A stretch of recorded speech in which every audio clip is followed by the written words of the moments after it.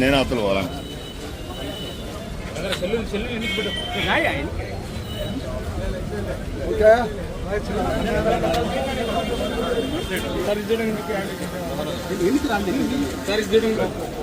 కొద్దిగా సైడ్ నా సైడ్ నా సైడ్ సైడ్ నా సైడ్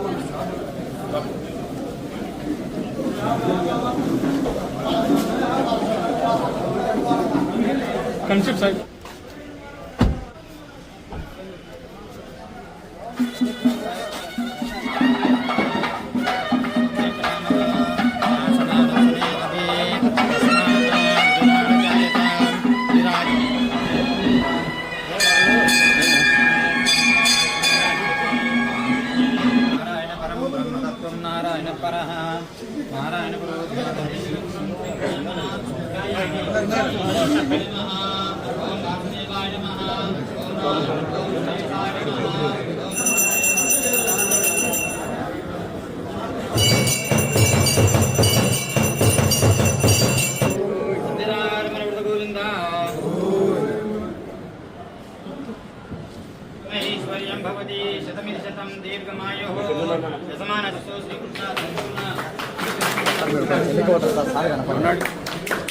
ఓకే సార్.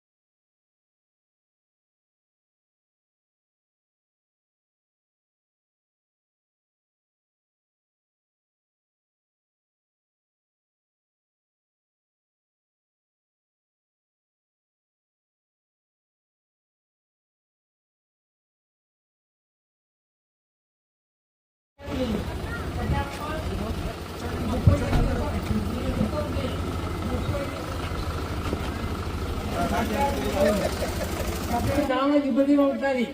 అక్కడ ఉన్నటువంటి అధికారులు ఉండి మీరు చెప్పే మాటలు వాళ్ళు కూడా వింటారు. దయచేసి ఇక్కడ స్టేజ్ గార్డ్ వాళ్ళు కూడా కొద్దిగా దూరంగా ఉండవలసి కోరుతున్నాము. అడ్డముతారే అడ్డమవ్వకండి దయచేసి. మీ దగ్గర కూడా వస్తారు, మీతో కూడా మాట్లాడతారు. వచ్చిన తర్వాత వాళ్ళ అభిప్రాయం సోదరులు నమస్కారం తెలియజేస్తాను.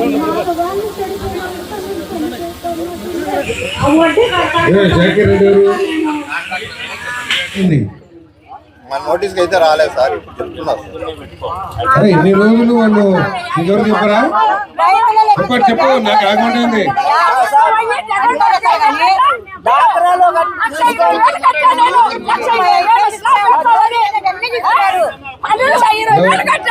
ఎవరికి సచివాలయంలో ఎక్కడున్నారు?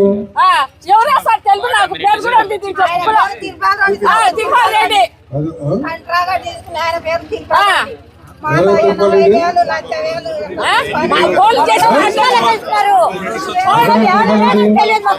ఫోన్ చేసి మాట్లాడాడు. ఎక్కడ తిరుపతి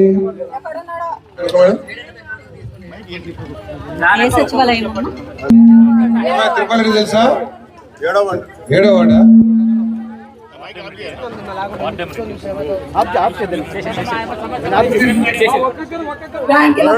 బ్యాంకు కాడికి లోన్ వాడి డాక్రాలో తీసుకోమన్నా కూడా మాతో వసూలు చేపించి మాతో ఇప్పించినారు. వడ్డీకి వడ్డీ వేసి కడతా వచ్చాము మేము డాక్రా డబ్బులు. అయినా కూడా మేము కట్టారు మమ్మీని చెప్పినాము. మా దగ్గర మన పిల్లోడిని హాస్పిటల్లో వేసుకోంటే హాస్పిటల్కి వచ్చి పిలుచుకొని పోయి డబ్బులు ఇప్పించుకున్నారు సచివాలయం వాళ్ళు. నాగరాజు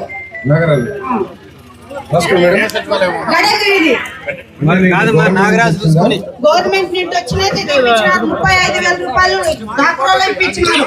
అది ఇప్పటి వరకు ఇంకా కడుతూనే ఉన్నాం మేము డబ్బులు. అది మళ్ళీ నాగరాజు ఎవరికి ఇచ్చినాడమ్మా?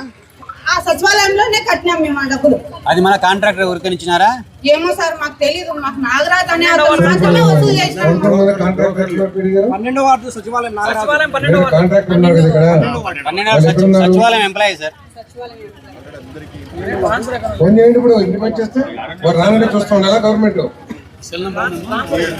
నా దగ్గర ఏం లేదు సార్. నా దగ్గర మీరంతా కలిసి ఇది చేస్తారు. పిలిపించా ఇప్పుడు కాంట్రాక్టర్ అందరూ పిలిపించు. కాంట్రాక్టర్ రాకుండా ఎవరితో మాట్లాడతావు? నువ్వు బాధ్యత తీసుకుంటావా? రాకపోతే పోలీసులు పంపించు. నాగరాలు నాకు భర్త లేడు సార్. భర్త చనిపోయాడు. నాకు 2 చిన్న పిల్లలు ఉన్నారు. 35,000 నాగరాలు తీసుకొని నేను కట్టాను అమౌంట్. ఇప్పటికేమో కట్టనే మళ్ళీ 47,000 పడిందే నాగార్జున అనే సార్. ఆయన ఫోన్ చేసి డబ్బులు ఇవ్వండి. నాగార్జున అంటే ఆయన కూడా సచివాలయమా? 11వ వార్డు సచివాలయం సార్. తిరుపాల్ రెడ్డి, నాగరాజు, గుణశేఖర్, జాకీర్ వీళ్ళందరూ కూడా వీళ్ళ దగ్గర డబ్బులు తీసుకుని వెళ్ళిపోయారు. వెళ్ళిపోయి సమాధానం కూడా చెప్పట్లా.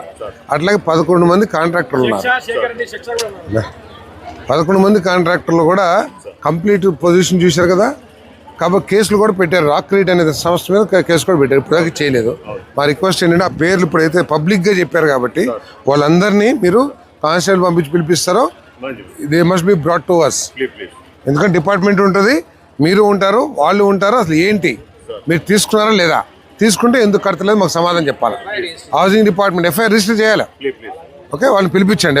డీటెయిల్స్ తీసుకుని సెండ్ సమ్ కానిస్టేబుల్స్. ఎందుకంటే they has to be 2 years అయింది వాళ్ళకి. ఇప్పుడు దాకా మేము ఏమి ఇచ్చామంటే చిన్న చిన్న తప్పులు జరిగినా ముఖ్యమంత్రి గారి పెద్ద మనసుతో సరే దాన్ని సరి చేస్తామని చెప్పేసి రిప్రజెంటేషన్ ఇచ్చారు అధికారులు. అంటే వర్క్ ఇన్స్పెక్టర్లు వాళ్ళు కాంట్రాక్టర్ కూడా సరి చేస్తాం సార్ అన్నారు.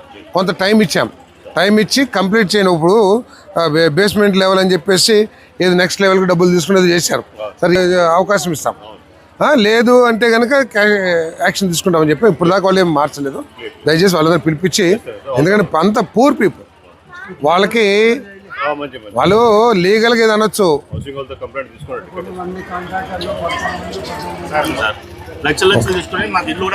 కొద్దిగా మీరు దీని మీద దృష్టి పెట్టాలి sir.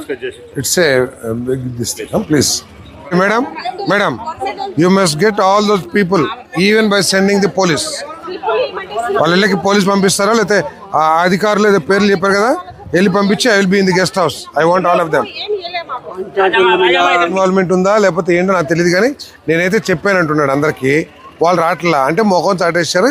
It is the amounts to దొంగతనం. ఆల్రెడీ ఇంత ముందు కేసులు ఎవరెవరి పెట్టారా?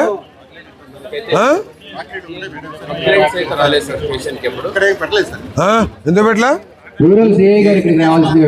ఇవన్నీ ఏం లేదా ఇప్పుడు? ఇవన్నీ ఎందుకు రాలే మరి ఇప్పుడు దాకా? రావాలి కదా. వాళ్ళు లేకపోతే ఎట్లా? ఎవరితో మాట్లాడాలి? ఊరినే మైకులు ఇచ్చి చెప్పేసి వెళ్ళిపోతామా? ఎవరిదారినారు పిలిపించండి. ఎమ్మెల్యే గారు పెద్ద ఆయన ఇక్కడ కూర్చుని ఉన్నారు. ఇక ఎక్కువ టైం కూర్చోబెడితే మాత్రం మీరే రెస్పాన్సిబుల్. ప్రొద్దుటూరు నియోజకవర్గంలో జరుగుతున్న హౌసింగ్ ప్రోగ్రాంకి సంబంధించి లబ్ధిదారులు పడుతున్న ఇబ్బందుల్ని, లబ్ధిదారులు నష్టపోయిన విధానాన్ని గౌరవ శాసనసభ్యులు వరదరాజరెడ్డి గారి పెద్దలు ఎప్పుడు అవకాశం వచ్చినప్పుడు కలిసినప్పుడల్లా కూడా ఈ విషయాన్ని మాట్లాడుతున్నారు. అసెంబ్లీలో కూడా ప్రస్తావించడం జరిగింది. ఇటువంటి అవకతవకలు, అవినీతి రాష్ట్ర వ్యాప్తంగా కూడా జరిగిందని విషయం ప్రభుత్వం దృష్టికి వచ్చినప్పుడు ప్రభుత్వం రాగానే మరి ఒక విజిలెన్స్ రిపోర్ట్ వేయటం, విజిలెన్స్ కమిషన్ వేయటం, వాళ్ళు ఎంక్వైరీ చేయటం, ఎంక్వైరీ రిపోర్ట్ కూడా సబ్మిట్ చేయడం జరిగిందని చెప్పేసి మనం చేస్తాం. ప్రతి కేసు బై కేసు ఎటువంటి చర్యలు తీసుకోవాలో ఇప్పటికే ప్రభుత్వం చర్యలు స్టార్ట్ చేసింది. దాంట్లో భాగంగా ఎవరైతే కాంట్రాక్టర్లు థర్డ్ ఆప్షన్ లో కాంట్రాక్టర్లు మోసం చేశారో వారి మీద క్రిమినల్ కేసులతో పాటు రెవెన్యూ రికవరీ యాక్ట్ కింద కూడా చర్యలు తీసుకోమని చెప్పేసి మరి డిపార్ట్మెంట్ ని ఆదేశించడం, పోలీస్ స్టేషన్ లో కేసులు నమోదు చేయటం, కలెక్టర్స్ కూడా తగిన ఆదేశాలు ఇవ్వడం కూడా జరిగిందని చెప్పేసి మనం చేస్తాం. ఇక మిగతా శాఖాపరంగా అవకతవకలు జరుగుంటే కొంతమంది అధికారుల మీద ఇప్పటికే చర్యలు తీసుకున్నాం. ఇంకా కూడా ఇంకేదన్నా ఉంటే వాళ్ళ మీద కూడా చర్యలు తీసుకుంటానికి మేము సిద్ధంగా ఉన్నామని చెప్పేసి కూడా నేను మనం చేస్తాను. ముఖ్యమంత్రి గారు చెప్పింది ఒకటే, ప్రతి పేదవాడికి, అర్హత ఉన్న ప్రతి పేదవాడికి ఇల్లు ఏర్పాటు చేయాలనేది ప్రభుత్వం యొక్క లక్ష్యం. గత ప్రభుత్వం 2014-19లో కట్టిన ఇళ్లకి జగన్మోహన్ రెడ్డి గారు వచ్చిన తర్వాత ఈ చంద్రబాబు నాయుడు గారు ఇచ్చారని చెప్పేసి నిర్దాక్షిణ్యంగా వాళ్ళు పేదవాళ్ళనే కూడా చూడుకోకుండా వాళ్ళకి 919 కోట్ల రూపాయలు ఎగ్గొట్టేశారు. 4,73,000 మంది లబ్ధిదారులకి ప్లింత్ వేసుకున్నారు, లేకపోతే కొంతమంది గోడలు కట్టుకున్నారు, ప్రారంభంలో ఉన్నాయి.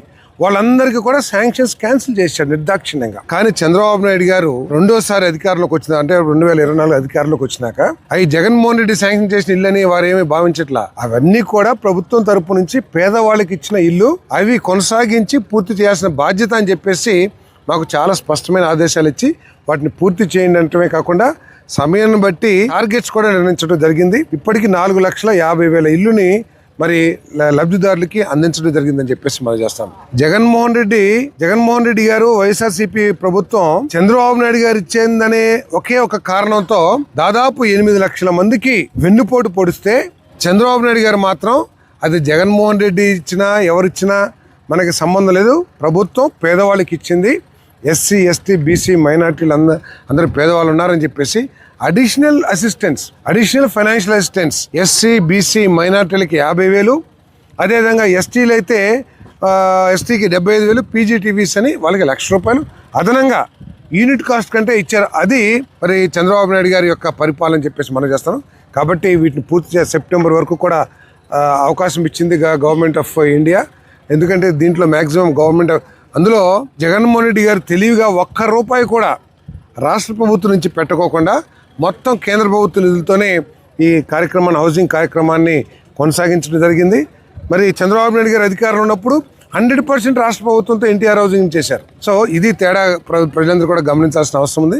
సో దీన్ని పూర్తి చేయడానికి మరి పెద్దలు గౌరవ శాసనసభ్యులు వరదరాజరెడ్డి గారితో సంప్రదించి వారి సూచనలు కూడా తీసుకుని డిపార్ట్మెంట్తో చర్చించి పూర్తి చేయడానికి ప్రయత్నం చేస్తాం. వారు కనుక లబ్ధిదారులు ఇక్కడికి వచ్చి నివాసం ఉన్న తర్వాత వారికి కావాల్సిన మౌలిక సదుపాయాలు కూడా ఏర్పాటు చేస్తానికి ప్రయత్నం చేస్తానని. మీ వివాహాది శుభకార్యములకు, పుట్టిన రోజులకు, మీటింగులకు అత్యాధునిక సదుపాయాలతో ప్రొద్దుటూరు వాసవి సర్కిల్ వద్ద నుంచి అతి సమీపాన మీకు అందుబాటు ధరలలో happy banquet AC function hall మీకు స్వాగతం పలుకుతుంది. మా ఫంక్షన్ హాల్ నందు వంట సామాగ్రి మరియు విశాలమైన కార్ పార్కింగ్, అతి తక్కువ మెయింటెనెన్స్ ఖర్చుతో ఏ ఫంక్షన్ అయినా మా happy banquet AC function hall నందు జరుపుకొని ఆనందాన్ని పొందండి. బుకింగ్ కొరకు సంప్రదించండి. మా సెల్ నంబర్ 9100600238 7799 000211.